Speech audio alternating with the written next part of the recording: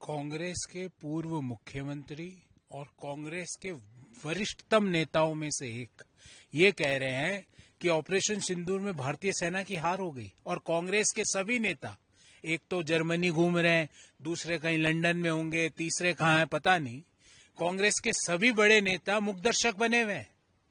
भारतीय सेना का अपमान कांग्रेस का वरिष्ठ नेता करता है और कांग्रेस का तथाकथित आला कमान मुखदर्शक बने हुए बैठा हुआ है। इसका मतलब उनकी मौन स्वीकृति है। देश के लोग कांग्रेस को इस पाप के लिए कभी माफ नहीं करेंगे। भारतीय सेना का अपमान करना कांग्रेस पार्टी बंद करें। कहां तक गिरोगे?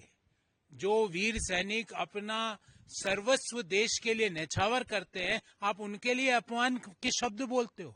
जिस भारतीय सेना ने घर में घुस के पाकिस्तान को ठोका और ऐसा ठोका कि पाकिस्तान कराहता हुआ, हाथ जोड़ता हुआ सीज फायर के लिए आया, पर कांग्रेस के नेताओं को लगता है कि भारतीय सेना हार रही है।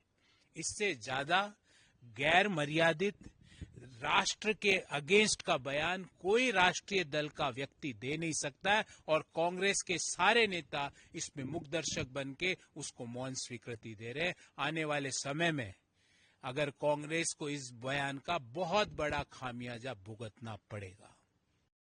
सीपीआई के एक लीडर हैं मोहम्मद सलीम, वो कह रहे हैं कि उनके नाम के आगे अवस्थी लिख दिया गया और उनको ब्राह्मण बना दिया गया। इस तरह से इस त्रुटि को बता देखिए, और कल्याण बनर्जी का भी बयान। देखिए, जो भी ये लोग हैं, टीएमसी हो या सीपीआई के लोग हो, इनका राजनीति का आधार अपीजमेंट की पॉलिटिक्स है और इनकी राजनीति का आधार घुसपैठियों की पॉलिटिक्स है।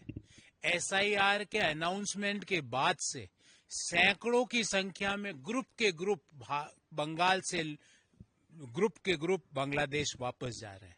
वो बरसों तक वो घुसपैठिए भारतीय करदाताओं के पैसों से आराम, ऐश, मौज, सम्मान की जिंदगी जी रहे थे। वोटर आईडी कार्ड बन गए उनके, क्योंकि भले वो सीपीआई हो या टीएमसी हो, उनका एक गुण कॉमन है, उनका दोनों का एक ही नारा है, घुसपैठियों का साथ और घुसपैठियों का विकास।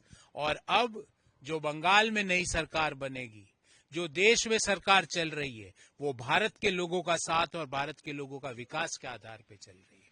तो भले ही वो कल्याण बनर्जी साहब हो या सीपीआई के नेता हो, वो सिर्फ घुसपैठियों के प्रवक्ता बने हुए देश में, एक दिल्ली में एक कलकत्ता में घूम रहे हैं। पर अब घुसपैठियों की सरकार नहीं चलेगी, अब बंगाल के लोगों की सरकार पश्चिम बंगाल में बनेगी। सर, ई सिगरेट जो पर अब एक कीर्ति आजाद का वीडियो भी शेयर किया गया है। देखिए, संसद परिसर में टीएमसी के एक नेता और एमपी खुलेआम लोगों के सामने, दूसरे एमपीओं के सामने, दूसरे जो प्रेस के हमारे मित्र हैं उनके सामने ई सिगरेट पी रहे।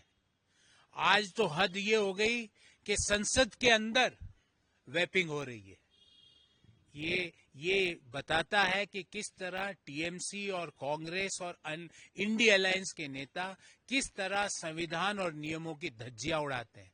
जब संसद जैसे पवित्र स्थान पे, जो हमारे लिए लोकतंत्र का मंदिर है, उस मंदिर के अंदर एक सांसद बैठ के वेपिंग करता हुआ पाया जाता है। एक सांसद उस मंदिर के द्वार पर पत्रकारों के सामने ई सिगरेट का धुआं छोड़ता हुआ दिखता है।